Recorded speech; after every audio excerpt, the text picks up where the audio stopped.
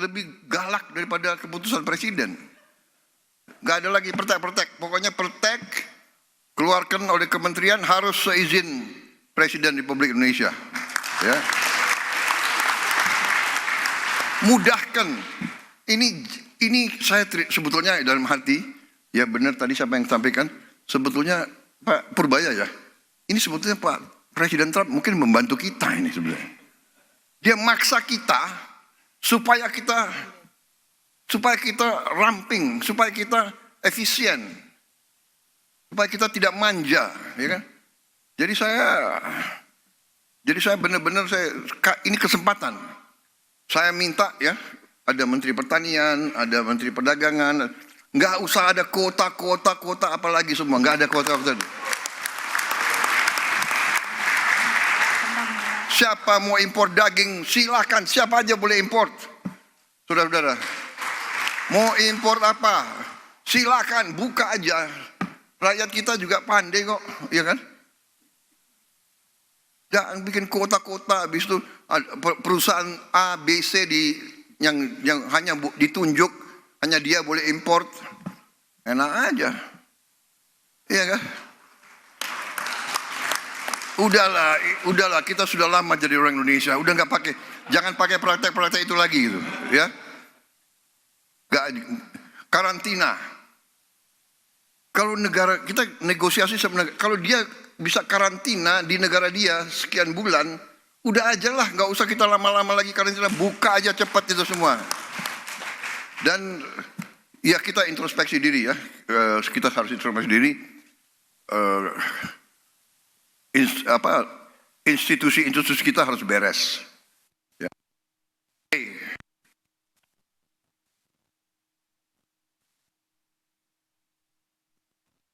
Introspeksi diri. Institusi kita harus beres. Ya. Ya, saudara, kita juga baru saja menyaksikan Presiden Prabowo dan sejumlah menteri kabinet, pimpinan lembaga dan ekonom bergabung dalam forum dialog strategis antara pemerintah pelaku ekonomi.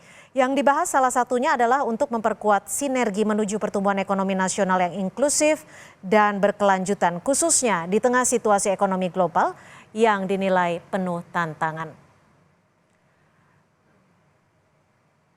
Dan saudara, Presiden Prabowo Subianto akan memperbaiki komunikasi pemerintah dan menjadi lebih baik serta proaktif. Menurutnya hal itu sesuai dengan hasil evaluasi 150 hari kerja Kabinet Merah Putih. Dalam sarasehan ekonomi di Senayan, Jakarta, Prabowo mengakui komunikasi pemerintah kurang berjalan baik selama menjabat. Ia mengaku itu menjadi tanggung jawabnya sebagai kepala negara dan menegaskan pemerintah tidak anti kritik. Di sisi lain, Presiden mengatakan pemerintah terus bekerja dengan mengutamakan pembuktian yang mendasar.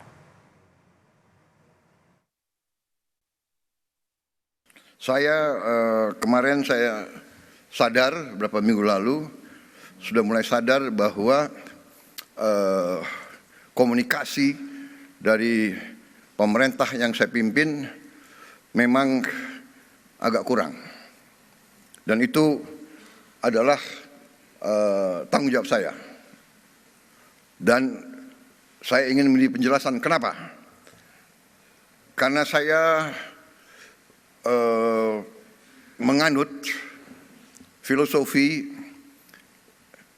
evidence-based performance. Dan saya percaya, saya berpendapat sebenarnya rakyat pun akan menilai dengan hasil. Ya, saya memang sering diejek karena saya juga membuka kesempatan untuk diejek, ya kan? Kan saya bilang saya nggak suka orang yang hanya omon-omon. Akhirnya omon-omon jadi apa tuh? Jadi populer ya, dipakai di seluruh Indonesia, ya kan? Dan saya nggak suka hanya omon-omon. Menteri Keuangan Sri Mulyani menyebut perhitungan tarif resiprokal yang dipatok Presiden Amerika Serikat Donald Trump sulit dipahami. Ia bahkan bilang tarif balasan Trump tak sejalan dengan teori ilmu ekonomi yang berlaku.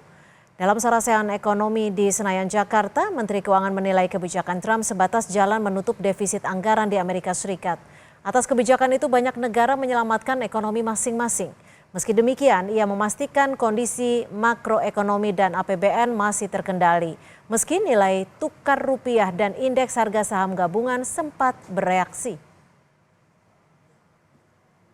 Tarif resiprokal yang disampaikan oleh Amerika terhadap 60 negara menggambarkan cara penghitungan tarif tersebut yang saya rasa semua ekonom yang sudah belajar ekonomi tidak bisa memahami.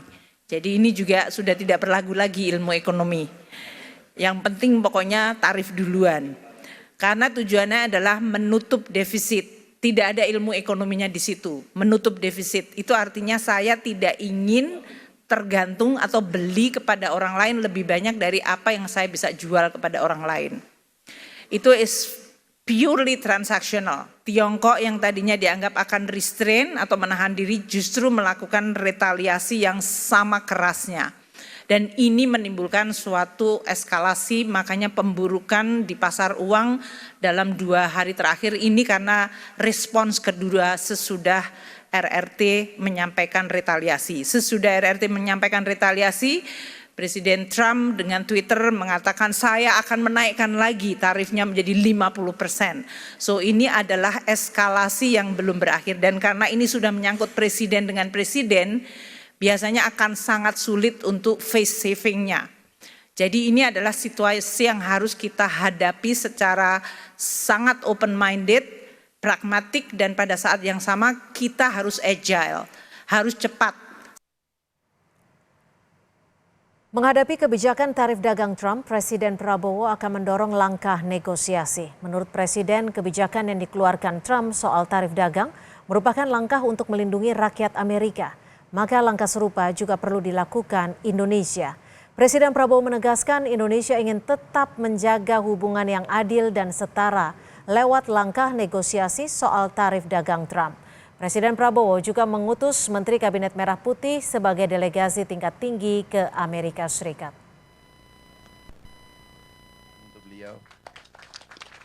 Perang dagang kita juga kena, ya kan? Tapi kita tenang, kita punya kekuatan, kita juga nanti akan berunding. Kita akan berunding dengan semua negara, kita akan juga buka perundingan sama Amerika. Kita akan menyampaikan kita ingin hubungan yang baik. Kita ingin hubungan yang adil. Kita ingin hubungan yang setara. Jadi kita tidak ada masalah. Resiprokal. Jadi apa yang mereka minta, kalau masuk akal, wajib juga kita hormati, ya. Pemimpin-pemimpin Amerika memikirkan kepentingan rakyat Amerika. Kita memikirkan kepentingan rakyat kita.